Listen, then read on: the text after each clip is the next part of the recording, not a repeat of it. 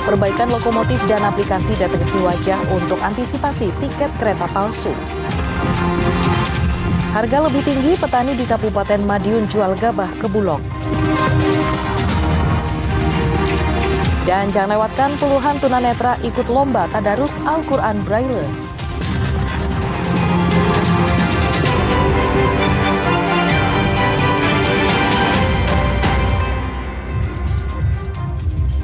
Halo saudara, apa kabar Anda hari ini? Kita berjumpa lagi dalam Kompas Jatim. Selain 3 informasi utama tadi, tim redaksi kami telah menyiapkan sejumlah informasi yang penting dan inspiratif lainnya. Bersama saya Vina Putri, kita jelang Kompas Jatim di Kompas TV, independen terpercaya.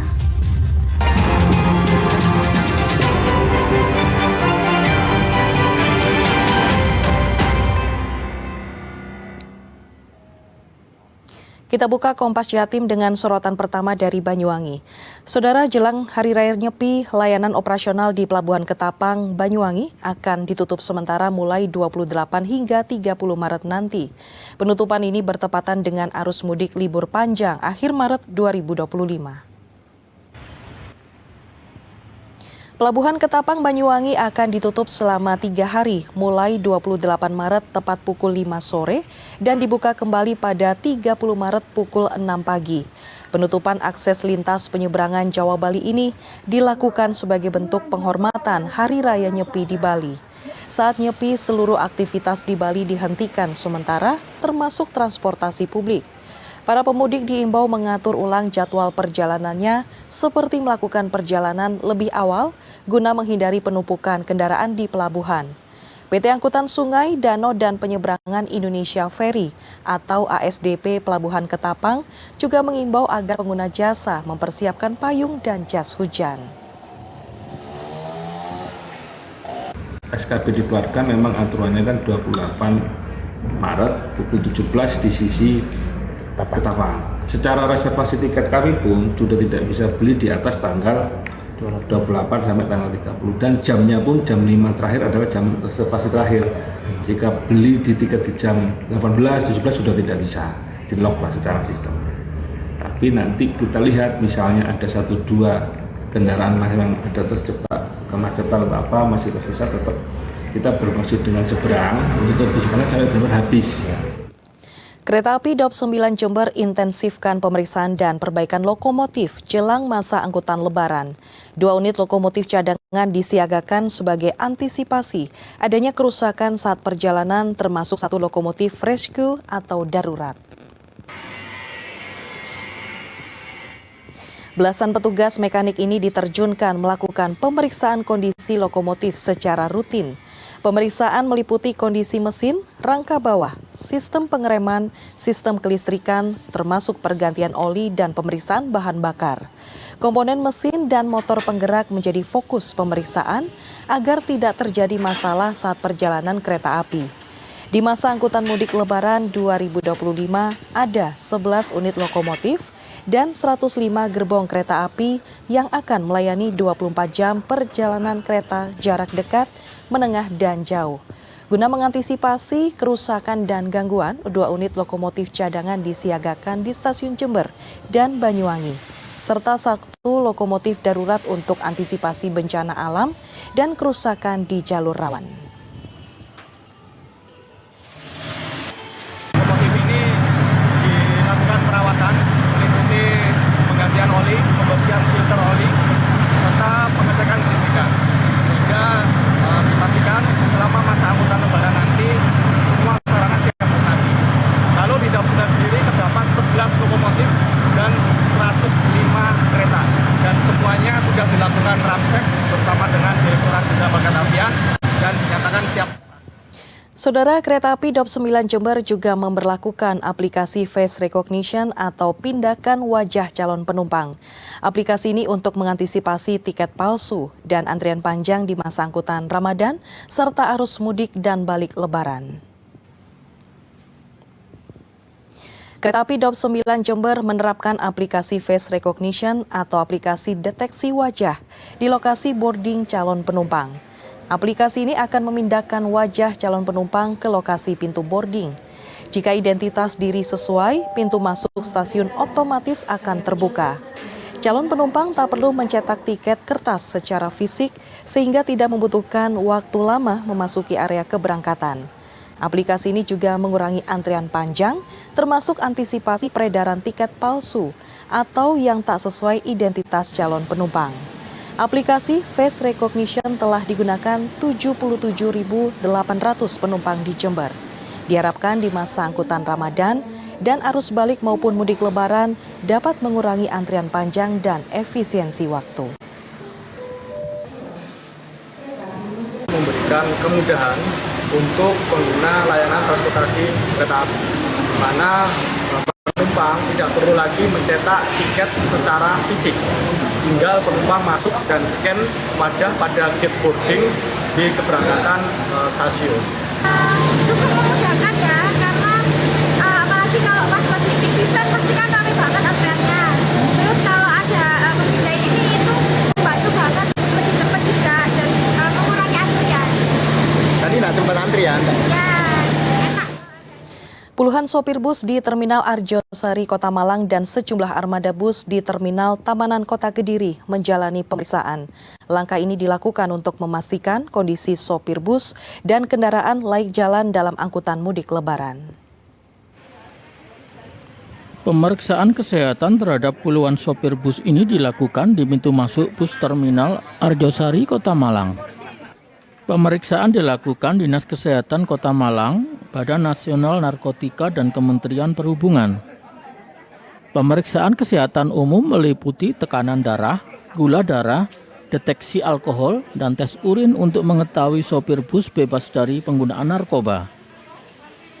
Jika ditemukan sopir bus tak layak jalan, maka akan dilakukan koordinasi dengan terminal atau perusahaan otobus untuk memberikan tindakan atau waktu istirahat bagi sopir.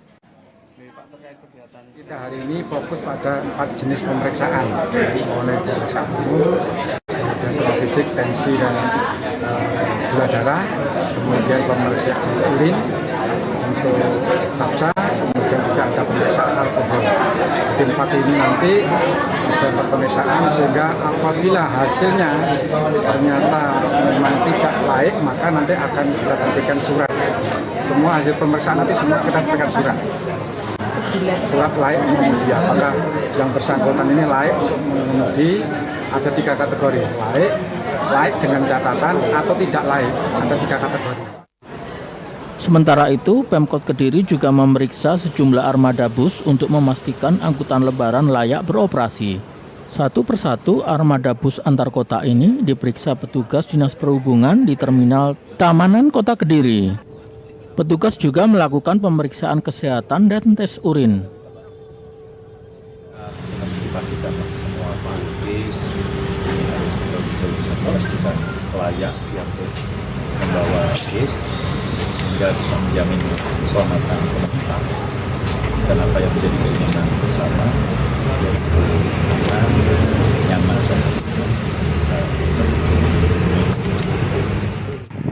Sementara itu, dari hasil pemeriksaan, petugas memastikan seluruh angkutan lebaran aman digunakan, termasuk kelengkapan surat-surat kendaraan juga layak jalan.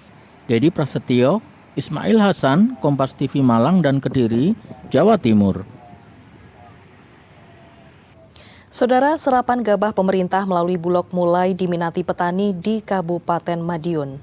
Petani memilih menjual gabahnya ke Bulog karena harga pembelian pemerintah pada gabah kering panen sebesar Rp6.500 per kilogram. Melalui tim jemput gabah yang bekerja sama dengan TNI, penyerapan gabah oleh Bulog di wilayah Madiun, Jawa Timur mulai berjalan. Hingga pertengahan Maret ini, serapan gabah baik di petani maupun mitra telah mencapai 13% dari target 52.800 ton. Harga pembelian pemerintah untuk gabah kering panen sebesar Rp6.500 per kilogram. Saat ini diminati oleh para petani di Kabupaten Madiun. HPP tersebut diminati petani lantaran dinilai lebih menguntungkan bagi petani padi. Untuk target di Kabupaten Madiun, Kancap Madiun ini kurang lebih 52.800 ton Mas ya, setara beras. Dan alhamdulillah kita setiap hari sudah melakukan penyerapan baik GKP dari petani maupun beras-beras dari mitra kerja dan alhamdulillah kita sudah kurang lebih ada 13% dari target ya. Hari ini pun dan seterusnya kita masih optimal untuk melakukan penyerapan. Baik penyerapan GKP di petani, jadi ada tim kami namanya tim jemput gabah. Terlebih, pemerintah membeli gabah dari petani padi dalam segala kondisi, baik gabah kondisi bagus, gabah terdampak hujan, hingga gabah dengan batang roboh pun dibeli dengan harga yang sama, yakni Rp6.500 per kilogramnya. Nah, kalau menurut petani dengan harga 6,5 sudah baik, Mas. Dengan harga itu sudah menolong petani, menolong sangat lah. Sebab di luar itu kan nggak sampai segitu harganya. 61 itu pilih-pilih gabah. Ya nggak sembarang gabah masuk gitu loh. Harganya gitu. Kalau di Bulog? Kalau di Bulog ya 65. Tapi itu harus kita laporan ke itulah ke bagian Bulog itu. Nanti dikawal di sini dengan harga 65. Bulog mengimbau meski segala kondisi gabah akan diterima, pihaknya mengimbau agar petani tetap komitmen menjaga kualitas gabahnya. Tim Liputan, Kompas TV Madiun, Jawa Timur. Sementara itu, demi mewujudkan swasembada pangan, Perum Bulog Jember menerapkan program serap gabah petani atau sergap ke lapangan. Dalam program tersebut, Bulog berhasil menyerap gabah petani hingga ratusan ton selama Februari lalu. Wujudkan program swasembada pangan, Perusahaan Umum Bulog Jember, Jawa Timur jalankan program sergap atau serap gabah petani dengan turun langsung ke lapangan. Penyerapan harga gabah petani sesuai dengan kebijakan terbaru, yakni harga pembelian pemerintah HPP gabah kering panen sebesar Rp6.500 per kilogram. Dengan harga Rp6.500 per kilogram gabah, bertujuan untuk menstabilkan harga akibat permainan harga oleh para tengkulak. Program serap gabah petani turun ke lapangan dengan harga Rp6.500 per kilogram dapat membantu petani karena mereka tak ingin lagi bersusah payah menjual gabah mereka. Meski sebagian petani masih menginginkan harga hingga Rp7.000 per kilogram. Ya sangat menunjang karena petani nggak kesulitan untuk memasarkan hasil gabahnya. Untuk harganya sendiri Pak, itu apakah sudah sesuai dengan biaya produksi? Sebetulnya sementara ini dibilang cukup, cuman belum kayaknya. Untuk mensejahterakan petani itu kayaknya petani itu butuh harga paling tidak di atas 700. Sekarang berapa? 650. Per kilo nih Pak? Iya. Sampai hari ini sudah mencapai 5.000 ton secara beras. Untuk gabahnya sendiri itu sekitar 260 ton. Nah, teknis kegiatan kami ini pola pelaksanaan, kita telah melakukan kerjasama dengan beberapa asosiasi, begitu juga kami bersinergi dengan pihak TNI di dalam hal ini Kodim 0824 Jember bersama Distan juga untuk melakukan penataan serta pemetaan wilayah panen yang ada di Kabupaten Jember. Di bulan Februari 2025, Perum Bulog sudah melakukan serapan gabah petani mencapai 260 ton dari target yang ditetapkan sebesar 59.300 ton selama 1 tahun. Di sisi lain, program serap gabah petani ini juga membantu menjaga ketersediaan kebutuhan pasokan beras masyarakat hingga bulan Juni 2025 sebesar 23.000 ton. Hernawan Mustika, Kompas TV Jember, Jawa Timur. Tim Kompas TV Biro Jawa Timur gelar berbagi takjil. Informasinya akan kami hadirkan usai jeda berikut ini. Tetaplah bersama kami.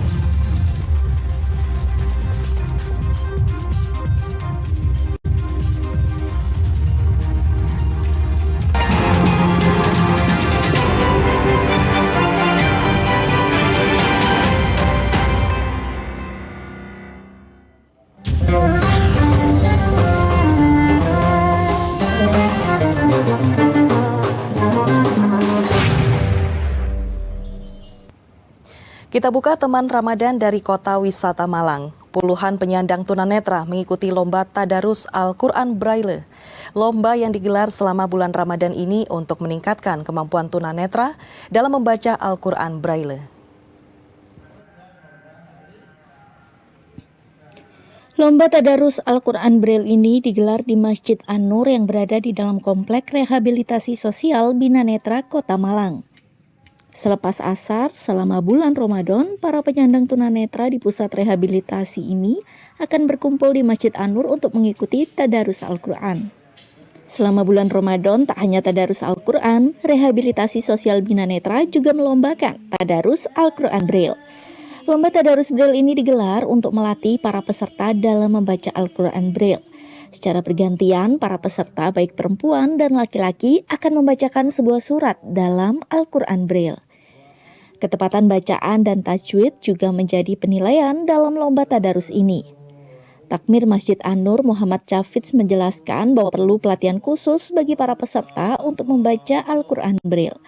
Pendampingan secara individu juga dilakukan agar peserta bisa memahami bacaan Al-Quran Braille. Kemudian setiap kegiatan Ramadan dari tahun ke tahun memang kita menyelenggarakan lomba baca Al-Quran, baik sensori, tartil sensorik Al-Quran Braille mau hafalan, dan untuk tahun ini kita tambah dengan mensitir hadis bagiannya. Sementara itu Devi Vina, salah satu peserta lomba, mengaku butuh waktu 1 tahun bagi dirinya untuk bisa lancar membaca Al-Quran Braille. Menurutnya Al-Quran Braille memiliki kesulitan tersendiri dibandingkan dengan tulisan Braille biasa. Ya lumayan.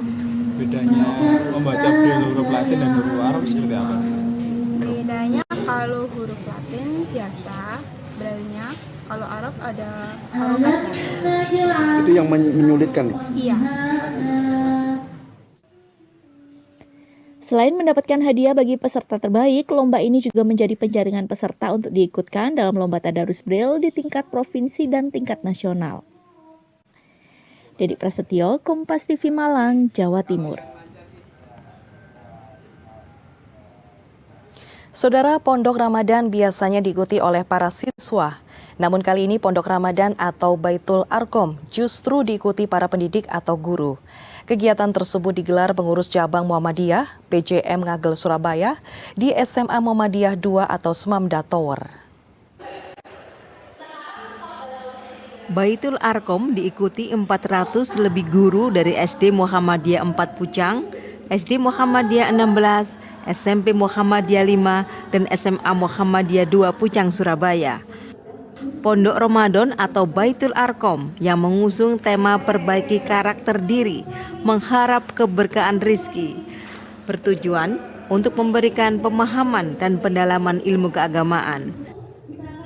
Baitul Arqam ini memang biasanya sudah kita lakukan bertahun-tahun ya, setiap tahun terutama di bulan Ramadan, khususnya untuk para guru karyawan ini dalam rangka memberikan pemahaman atau pendalaman tentang wawasan agama Islam, memperkokoh ideologi, dan yang paling terakhir adalah untuk memberikan motivasi untuk menumbuhkan kebersamaan, menumbuhkan kekompakan sehingga meningkatkan etos kerja di amal usaha Muhammadiyah Surabaya.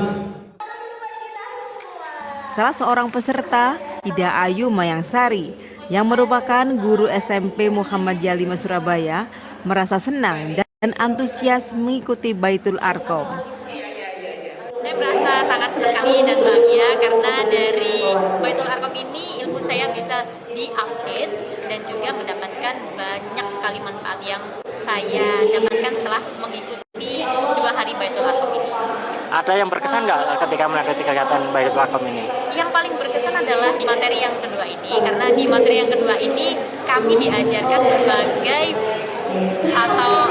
diajarkan banyak hal mengenai cara berpikir yang positif. Di sesi terakhir, hadir motivator Al-Quran Jihan Ishera. Jihan mengajak para peserta mengetahui makna dari ayat-ayat Al-Quran secara lebih jelas. Tim Liputan Kompas TV Surabaya, Jawa Timur. Dalam menyemarakan bulan suci Ramadan 1446 Hijriah, tim Kompas TV Biru Surabaya, Jawa Timur berbagi ratusan bungkus takjil kepada para pengendara. Kegiatan ini bertujuan untuk berbagi berkah bagi sesama, sekaligus sebagai wadah silaturahmi antar karyawan. Puluhan karyawan Kompas TV Biro Surabaya, Jawa Timur ini antusias berbagi takjil di bulan suci Ramadan 1446 Hijriah. Kegiatan rutin tahunan ini berlangsung di halaman kantor Kompas TV Biro Jawa Timur, Jalan Duku Kupang, Surabaya. Lebih dari 100 paket takjil yang berisi nasi bakar dan nasi kuning dibagikan kepada para pengendara sepeda motor dan mobil yang sedang melintas. Ini kegiatan rutin yang diadakan teman-teman Kompas TV Biro Jawa Timur yang tiap tahun kita adakan, yaitu buka bersama dan bagi takjil. Untuk tahun ini kita berbagi takjil sekitar kurang lebih 165 packs. Tujuannya apa? Tujuannya adalah yang pertama adalah untuk mempererat silaturahmi antara karyawan Kompas TV, dan yang kedua untuk berbagi sesama, yaitu di bulan Ramadan ini kita berbagi agar orang-orang yang menerima takjil bisa mendapatkan manfaatnya. Selain bertujuan sebagai wadah silaturahmi dan mempererat kekompakan antar karyawan Kompas TV Biro Surabaya, kegiatan ini juga bertujuan berbagi berkah di bulan suci Ramadan. Pak, dapat takjil dari Kompas TV ini gimana tanggapan Bapak? Ya sungguh senang, terus kita mengurangi biaya pembelian takjil di luar. Sangat terima kasih banyak untuk Kompas TV. Semoga selalu maju dan jaya terus. Giat berbagi takjil tersebut kemudian ditutup dengan berbuka puasa bersama dan pembagian parsel atau bingkisan lebaran kepada seluruh karyawan Kompas TV Surabaya. Alfian Rahman, Kompas TV Surabaya, Jawa Timur.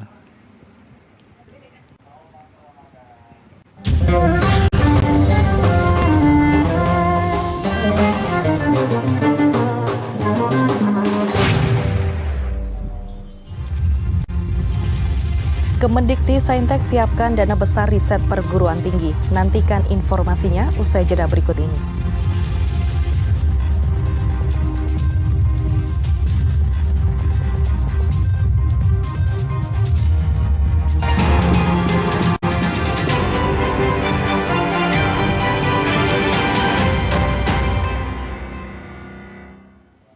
Saudara, Kementerian Pendidikan Tinggi, Sains dan Teknologi atau Kemendikti-Saintek segera menyiapkan dana riset dengan jumlah besar. Dana tersebut dapat digunakan oleh seluruh perguruan tinggi negeri maupun swasta se-Indonesia guna menguatkan para peneliti dan kampus untuk mengembangkan riset dan inovasi terkini. Dan informasi ini sekaligus menutup jumpa kita di Kompas Jatim hari ini. Jangan lupa saudara untuk menyaksikan live streaming kami di kompas.tv dan channel YouTube Kompas TV Jawa Timur. Kompas TV, independen terpercaya. Saya Vina Putri, sampai jumpa.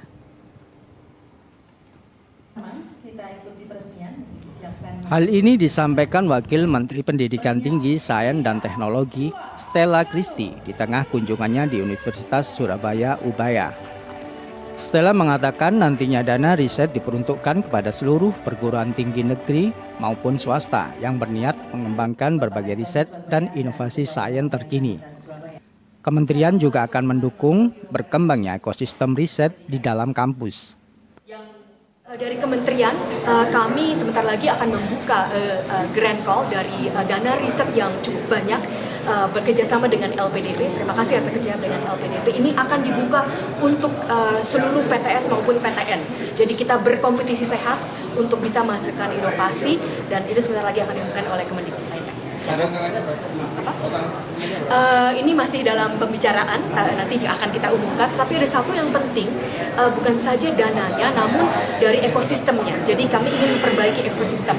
Satu contoh, kami ingin memberikan insentif kepada peneliti. Adanya Center for Aging Wellness and Life Science Integrated Facility Universitas Surabaya atau Laboratorium Riset Ubaya Life ini bertujuan untuk memberikan wadah riset baik bagi peneliti maupun dunia industri terkait inovasi dan kebutuhan, terutama bagi lansia. Kami ingin fokus ke riset. Mudah-mudahan dalam 5-10 tahun lagi kehidupan, keberlanjutan dari Ubaya ini akan bersumber dari dana-dana riset yang berujung pada inovasi dan komersialisasi. Memang sudah sangat jelas, ya. Prediksi kita masa akan datang sama seperti yang dialami oleh negara-negara lain, Indonesia pun akan mengalami Oleh karena itu sebelum kita sampai ke situ kita harus sudah siap-siap.